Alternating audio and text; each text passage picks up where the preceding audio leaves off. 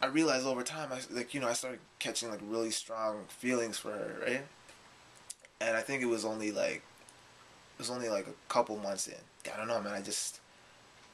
I told her that I liked her a lot, and I asked her to be my girlfriend. Not like that, but like, I mean, I did a little bit more smooth. Don't like I still I got some skills. I got some skills. Don't underestimate your boy. But I did it smooth, and I told her that I liked her and everything, and she told me that she liked me, and she accepted the offer of being my girlfriend. So I was like, cool, dope. Let's do this. With her, I felt different. Like I felt like I've been in a lot of relationships, and with her it was. Sorry, let me get comfortable. My ass is like falling asleep. Anyway, yeah, like I've been in a lot of relationships, and with her it felt different. Like it felt. Man, I could say a word. I could say a bunch of words, but they just sound really gay, and like not gay as in like homosexual, just gay as in like really soft.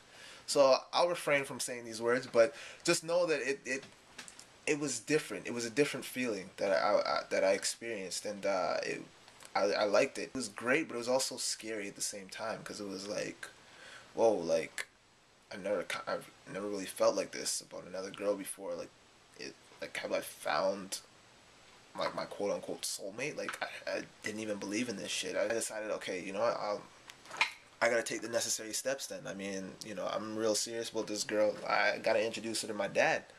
So this is where things start to get a little bit rocky. So yeah, so I invite her over. I tell her that I think it's time that you met my father, and she was excited, right? Like she was nervous, but she was excited because it meant it's symbolic. It's like a big step when like your girlfriend or your boyfriend meets the parents. You know what I mean? And so yeah, so I brought her over to my house and introduced her to my dad, and immediately these guys started talking, like connecting, like instantly, like they were just talking, and she likes to talk, and she's great with people because she was in real estate, so she knows how to communicate really well with others.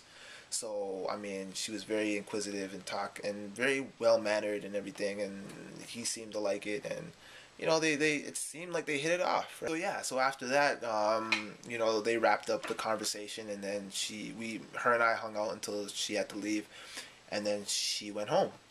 And the next morning, my dad he calls me into his room, and he pretty much asked me, he's just like, "Is this like your serious girlfriend?" And I'm like, "Yeah, of course. Why else would I introduce you guys, right?" And then he's just like, "Well, I noticed that she's white. What did I tell you about that?" I love my dad, but I mean, he's kind of old school, right? Like he's not with the how things are now, where interracial couples are a little bit more accepted nowadays. Pretty much wasn't happy.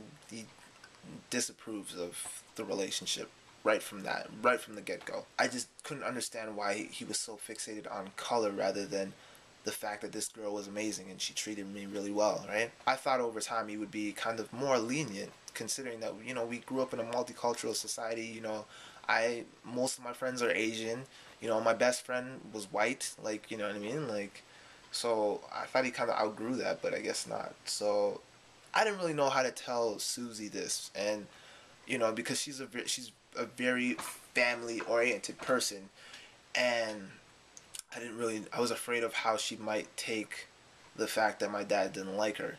So for the longest time, I kind of kept it from her. But I'm really bad at keeping like things that bother me. I'm really bad at like holding my emotions in when it comes to stuff that really irritates me or angers me. She could see right through me, and she could see that something was troubling me, but I kind of just brushed it off and ignored it and stuff. And but then because of that, because she kept like pestering me, like trying to like figure out what was wrong with me, it started to frustrate me, and then that's when we started like getting into like fights and stuff, right? And then I kept it from her for like a while, and then I started lying to her, and it was just a mess. And then yeah, she knew that something was bothering me, but I was being too stubborn, and I didn't tell her and everything, and it got to the point where I started acting up and everything, and I wasn't. This is when I started to fall off because I was so mad because me and my dad, we were always fighting over this situation because she would come over, and then we would fight, and then it would always be an issue and everything, and so this stuff was like really weighing on my shoulders, but I couldn't tell. I didn't want to tell her because I didn't want her to leave me, but little did I know that because of my behavior, I was pushing her away anyway because, you know, the most important thing in a relationship is communication, I believe. And, if you don't have that, then you, your relationship is going to fall apart. And that's exactly what started to happen. I wasn't communicating my issues with her, and she saw that and she got frustrated by it. And oftentimes I lied to her, not anything pertaining to my dad specifically, but like I would just lie about it, all kinds of stuff, because then she started getting insecure about certain things, and really insecure, and to the point where, like, when a girl gets really insecure and you're innocent, you feel as though you're guilty, so you feel as though the safest way is to just lie because you're already accused of being guilty. You might as well lie. But when you lie and she finds out that you're lying, you look even more guilty than when you were. I regret that. I mean, I've never cheated in my life, but I'll admit, like, I did lie quite a bit to her. So she saw through all this stuff, and all this stuff was breaking our relationship apart. And it got to the point where she just couldn't take it anymore, and she was actually just gonna leave. Like, she was just like, I'm fed up with this. I'm fed up with you. Forget you. And she literally, like, walked out of my house, hopped into her car, and was like gonna drive off. And I, like, ran after her, and I, like, stopped her. I stopped her car, and then that's when I told her, I'm like, get out of the car. I need to tell you something. And so she got out of the car. We walked around my neighborhood for like a good hour, I think. I didn't rehearse for this because I didn't plan on telling her this until, of course, when we got married or something. Then I would tell her. But yeah, like, so I wasn't really prepared. I told her about my dad and the whole situation and everything, and she was like, you know what, your dad, even if your dad doesn't like me, it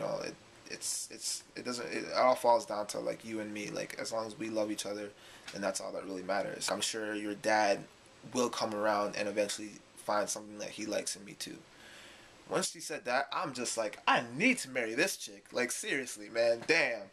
So yeah, from there, I mean, that's when I found my ride or die chick. I'm just like, wow, this girl's serious. So, everything was still okay, but now she was in on the whole dynamic now. So she was like, whenever, like, my dad would piss me off, or like bring up the fact that I'm dating a white girl and make a big deal about it, she would kind of be there to, like, de-escalate well, not de-escalate the situation between me and my dad, but kind of put my mind at ease and comfort me. You know what I mean?